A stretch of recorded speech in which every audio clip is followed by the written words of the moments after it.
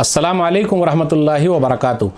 अल्हम्दुलिल्लाह कफ़ा व सलामुन अला इबादिहिल्लज़ीना इस्तफ़ा, अम्मा बाद। मोहतरम नाज़रीन इकराम, आसान दर्स कुरान के अंदर 12वें पारे का पहला रुकू है। अल्हम्दुलिल्लाह 12वां पारा शुरू हो रहा है। औज़ु बिल्लाहि मिनश शैतानिर रजीम, बिस्मिल्लाहिर रहमानिर रहीम। वमा मिन दाब्बतिन फ़िल अर्ज़ि इल्ला अलल्लाहि रिज़्क़ुहा व यअलमु मुस्तक़र्रहा व मुस्तौदअहा कुल्लुन फ़ी किताबिम मुबीन। और ज़मीन पर चलने वाले हर जानदार का रिज़्क़ अल्लाह के ज़िम्मे है और वो उसके दुनिया में ठहरने और उसके सौंपे जाने यानी दफन होने की जगह को खूब जानता है। हर चीज़ वाज़ेह किताब में दर्ज है। वहुवल्लज़ी ख़लक़स समावाति वल अर्ज़ फ़ी सित्तति अय्यामिन व कान अर्शुहु अलल मा लियब्लुवकुम अय्युकुम अहसनु अमला वलइन क़ुल्त इन्नकुम मबऊसून मिन बअदिल मौति लयक़ूलन्न अल्लज़ीना कफ़रू इन हाज़ा इल्ला सिहरुम मुबीन। और वही है जिसने आसमानों और ज़मीन को 6 दिनों में पैदा किया और उसका अर्श पानी पर था, ताकि वो तुम्हें आज़माए कि तुम में से कौन ज़्यादा अच्छे अमल करता है। और ए नबी सल्लल्लाहु अलैहि वसल्लम, अगर आप सल्लल्लाहु अलैहि वसल्लम कहें बेशक तुम मरने के बाद दोबारा ज़िंदा करके उठाए जाओगे, तो काफिर ज़रूर कहेंगे ये तो बस सरीह जादू है। वलइन अख़रना अन्हुमुल अज़ाब इला उम्मतिन मअदूदतिन लयक़ूलुन्न मा यहबिसु अला यौम यातीहिम लैसा मसरूफ़न अन्हुम व हाक़ बिहिम मा कानू बिही यस्तहज़िऊन। और अगर हम एक मुअय्यन मुद्दत तक उनसे अज़ाब मौखर कर दें तो वो कहेंगे आखिर कौन सी चीज़ उसे रोक रही है। सुनो, जिस दिन वो अज़ाब उनके पास आएगा तो उनसे फेरा नहीं जाएगा और उन्हें वो अज़ाब घेर लेगा जिसका वो मजाक उड़ाया करते थे। नाज़रीन किराम, आसान दर्स कुरान के अंदर 12वें पारे का पहला रुकू है, यानी 12वां पारा यहाँ शुरू हो रहा है, जिसके अंदर सूरह हूद सूरह नंबर 11 की 3 आयतें हैं, आयत नंबर 6 से आयत नंबर 8 तक। आइए गौर करते हुए चलें। तमाम मखलूक़ात की रोज़ी रोटी का इंतज़ाम करने वाला अकेला अल्लाह है। आसमानों ज़मीन की पैदाइश से पहले अल्लाह ताला का अर्श पानी पर था। फिर उसके बाद ये कहा गया इंसान की ज़िंदगी का मकसद क्या है, क्यों अल्लाह ताला ने इंसानों को दुनिया के अंदर भेजा है। वमा मिन दाब्बतिन फ़िल अर्ज़ इल्ला अलल्लाहि रिज़्क़ुहा, कि ज़मीन पर चलने फिरने वाले जितने भी जानदार हैं सबकी रोज़ी रोटी अल्लाह ताला के ज़िम्मे है। आप गौर कर लें, अगर इंसान के ज़िम्मे एक चीज़ दे दी जाए तो इंसान पूरा नहीं कर सकता है, इसलिए अल्लाह ने हर एक के लिए रखा है और हर एक के हिसाब से अल्लाह ताला देता है। इंसान को किस चीज़ की ज़रूरत है वो देख रहा है, परिंदे को किस चीज़ की ज़रूरत है वही हिसाब से रोज़ी देता है, जानवरों को किस चीज़ की ज़रूरत है वो हिसाब से रोज़ी दे रहा है, हाथी को कितना चाहिए वो दे रहा है, शेर को क्या चाहिए वो दे रहा है, परिंदों को क्या चाहिए वो दे रहा है। कौन दे रहा है? अल्लाह ही इंतज़ाम करता है।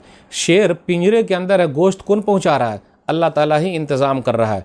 अगर शेर वाकई घूमता रहता, लोगों की दुकान पर जाता तो परेशानी बढ़ जाती। तो याद रखिएगा, अल्लाह ताला हिसाब से ही जिसको जो चाहिए वो मुहैया कर रहा है। समुंदर की तह के अंदर जो मछलियां हैं उसको भी ग़िज़ा पहुंचा रहा है। माँ के पेट के अंदर जो बच्चा है अल्लाह ताला उसको भी ग़िज़ा पहुंचा रहा है। अब गौर कीजिए, जब हम माँ के पेट में थे तो बगैर वास्ते के अल्लाह पहुंचाता था, अब माँ के पेट से बाहर आ गए तो उसमें वास्ते की ज़रूरत है। मेरे भाइयों, जो रब माँ के पेट में ग़िज़ा पहुँचाता है, ग़िज़ा देता है, खाना देता है, वही रब माँ के पेट के बाद भी देता है, निकालने के बाद भी देता है। इसलिए घबराने की ज़रूरत नहीं है, अल्लाह ताला रोज़ी रोटी का इंतज़ाम करता है। अब आइए गौर करते हुए चलें। ये कहा गया व यअलमु मुस्तक़र्रहा व मुस्तौदअहा, अल्लाह ताला उसके ठहरने की जगह और सौंपे जाने की जगह को जानता है। ठहरने की जगह से मुराद कि इंसान चल फिर कर जहाँ पहुँचेगा वो उसका ठिकाना है, चलता रहेगा। तो ये कहा जाए कि दुनिया, इससे ये मुराद रखिए दुनिया, दुनिया में कहाँ ठहरेगा अल्लाह को मालूम।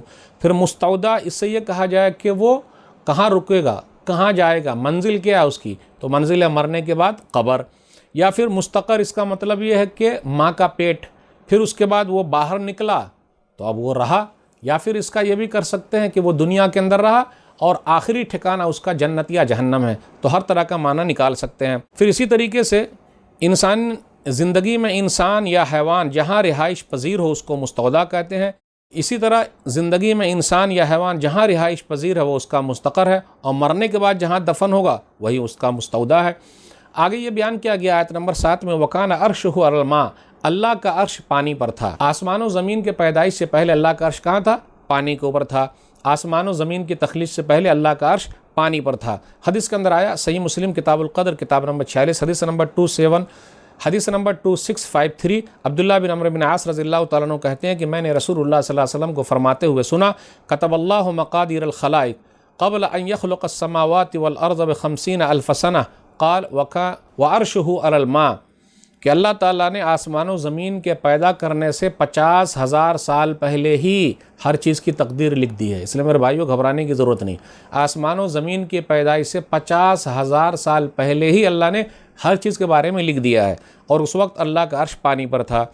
उसके बाद इंसान की ज़िंदगी का मकसद क्या है, इंसान दुनिया के अंदर क्यों आया है? इसलिए आया खाए पिए और मर जाए? जी नहीं। सूरह हूद सूरह नंबर 11 आयत नंबर 7, लियब्लुवकुम अय्युकुम अहसनु अमला, वो तुमको आजमाता है कि कौन अच्छे अमल वाला है। ऐसी ही आयत एक जगह पे है सूरह मुल्क सूरह नंबर 67 आयत नंबर 2, लियब्लुवकुम अय्युकुम अहसनु अमला, वो आजमाने के लिए भेजा है ताकि वो देखे कौन अच्छे अमल वाला है। तो हम और आप दुनिया में बेकार नहीं आए। जब दुनिया की कोई चीज़ बेकार नहीं है तो इंसान कैसे बेकार हो सकता है? कलम देखिए, कलम को लिखने के लिए बनाया गया है। तो हमें और आपको अल्लाह ने क्यों भेजा? वमा खलक़तुल जिन्ना वल इंसा इल्ला लियअबुदून, सूरह ज़ारियात सूरह नंबर 51 आयत नंबर 56 की जिन्नातों और इंसानों को अपनी इबादत के लिए पैदा किया है। यह आजमाइश है, इम्तिहान गाह है, हर आदमी इम्तिहान दे रहा है। कुछ लोग पास होंगे, कुछ लोग फेल होंगे। अल्लाह से दुआ है कि अल्लाह ताला हम लोग कामयाब कर दे। आज के दर्स में ये चंद बातें थी। अल्लाह से दुआ है कि अल्लाह कुरान करीम को पढ़ने, समझने, अमल करने, लोगों तक पहुँचाने की तौफीक दे। आमीन। वस्सलामु अलैकुम वरहमतुल्लाहि वबरकातुहू।